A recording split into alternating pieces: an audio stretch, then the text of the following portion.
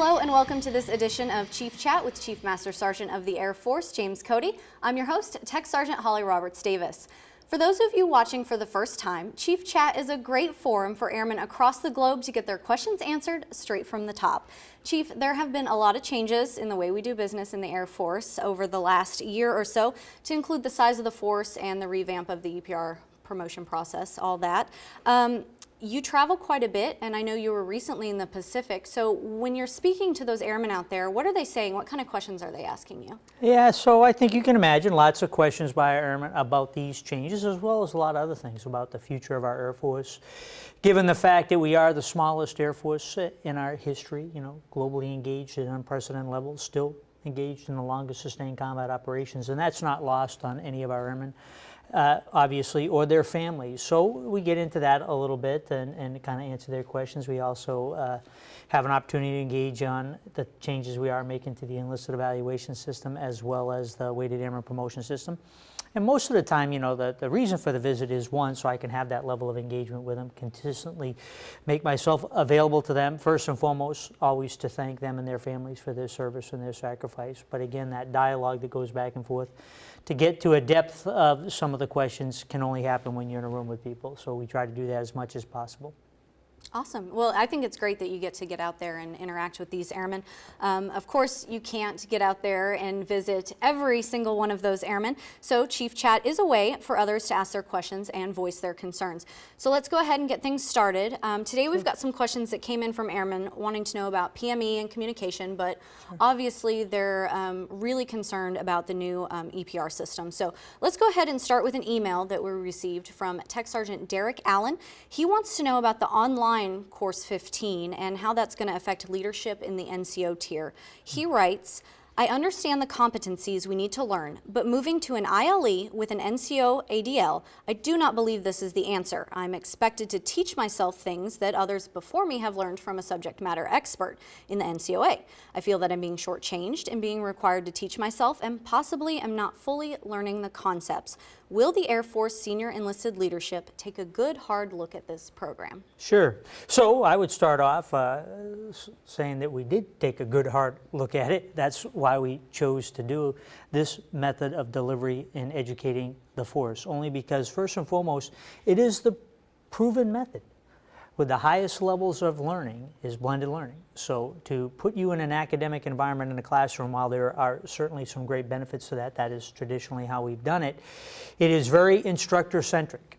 If you have a great instructor that's motivated about the material and an engaging group in the seminar, then it's a pretty good interaction. But if it's not that engaging of a subject and it's not, that maybe a motivating and inspired instructor that's kind of up on that material, it can be a little bit lackluster. But at the end of that session, whatever that may be, 45 minutes, an hour and a half, what it may not be, you're at where you're at, and then we move on.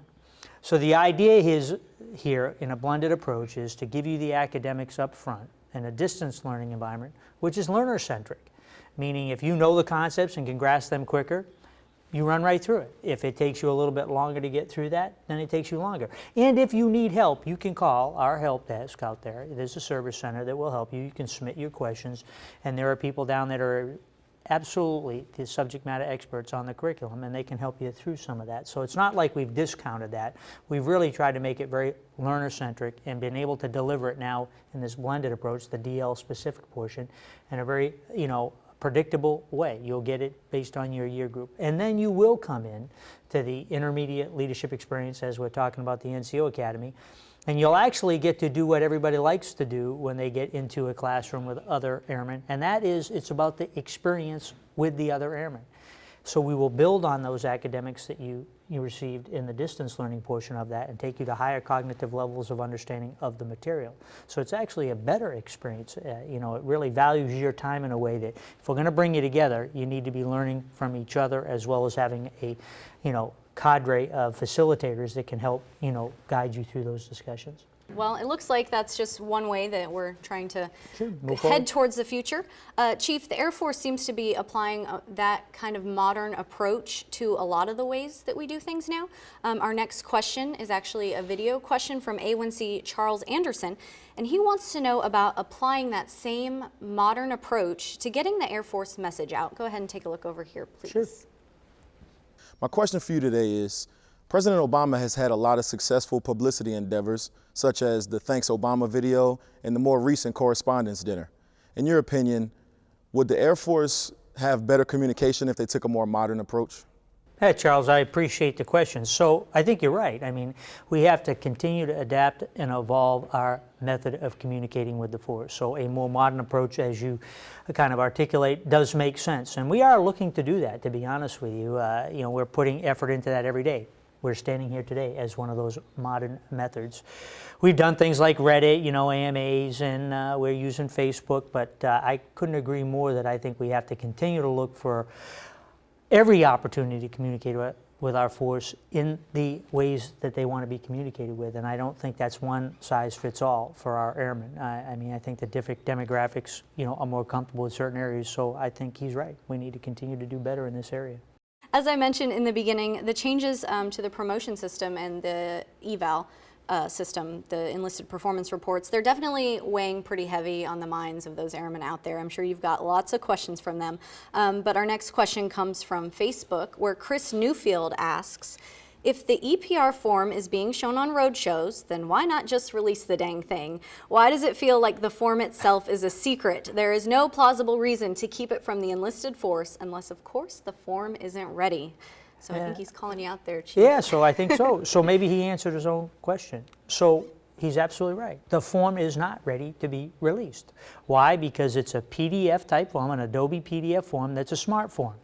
When you select certain things, it impacts other things on the form, unlike the forms that we've been using in FormFlow. So that's exactly why we haven't released it. We could give you a snapshot of it, and that's what the Roadshow is doing, but it's an interactive form. And we're writing the scripts that's associated with that right now, so that's why it's not released. We could put it out, it would be a screenshot. You would say, well, what does this mean? I mean, it's really going to be less exciting than I think everybody wants to be excited about. It is a form. Just saying that out loud makes it less exciting, doesn't it? I mean, I understand why airmen want to see it. We want to share it with them, and we will as soon as possible. So it is not a secret. That's why it's out there, but it's not ready. All right, yeah, and I know a lot of people tend to interpret things the way that they want to as well, so you want to make sure that it's the right form before we release it. So we're going to release the form, and I promise you, once it gets out there with the tens of thousands of airmen and supervisors that are going to look at it, we'll learn some more. We'll have to make adjustments to it. This is big change, and it's going to take some time for us to get it exactly where it needs to be, and that's okay. I mean, we're doing it the right way. Again, I can understand the anxiety, so I'm not trying to discount. I want to see it. Everybody wants to see it. But about 30 seconds after you see it, you'll be over that. And, you just really will. Right. Okay, great. To keep on topic with the EPR form, I know, again, everybody is curious about it. We have another Facebook question, but this time it's coming from Matt Bianco. He asks, as someone who has served for 20 plus years, I understand and appreciate why we had a need for a change to the EPR. That still does not erase the question in my mind of who was involved in the process. How many of our mid-level leaders were involved in making this change that will affect the rest of theirs and their subordinates' careers? Sure, no, I think that's a fair question. So to be honest with you, we approached this, General Wells handed it off to myself and the enlisted board of directors, which are your senior enlisted leaders at the major command level and COCOM level.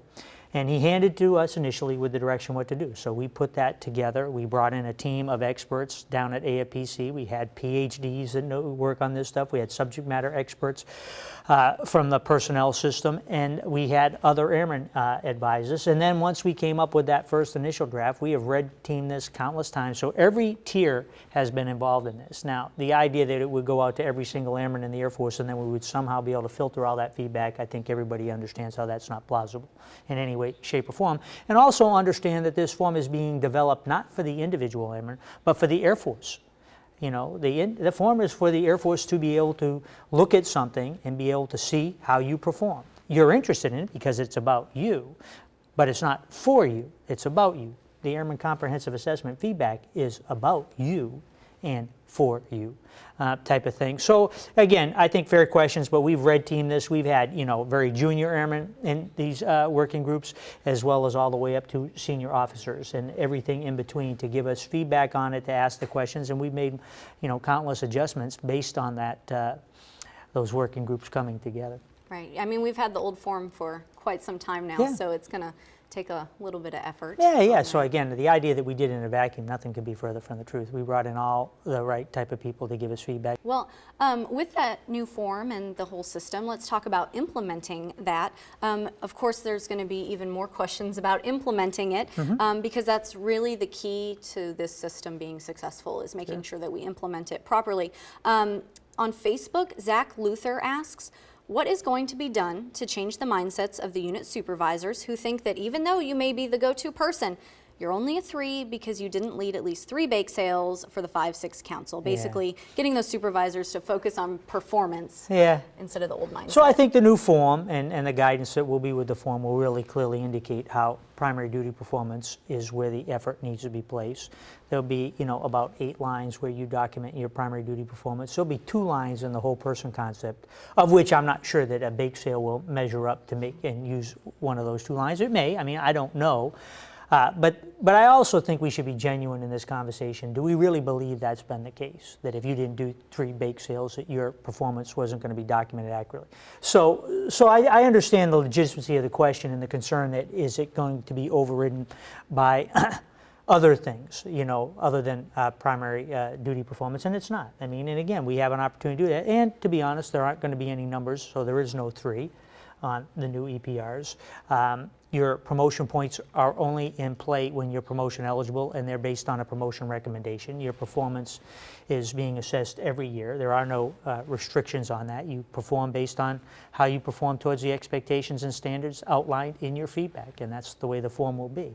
So, I mean, we got to own this thing, and I think the rating chain that has to look at it, the feedback will accompany, the ACA will accompany the EPR through the rating chain to ensure that was done properly. I mean, we've set this in motion to do the right thing. Chief, it looks like that is all the time that we have for That's all the questions. time we have, Yeah, huh? that's it. That's it. So unfortunately, we weren't able to get to all of the questions. But don't worry, if someone out there would like to see more from the Chief Master Sergeant of the Air Force, you can always follow him on Facebook at facebook.com/CMSAF Cody, or you can look for future editions of ChiefChat and other Air Force TV products by liking our Facebook page, Air Force TV, and you can always check out previous editions of ChiefChat on our YouTube page at youtube.com/AFTV Radio. So thank you again, Chief, for stopping by, and for Air Force TV at Fort Meade, Maryland, I'm Tech Sergeant Holly Roberts Davis. Thanks for watching.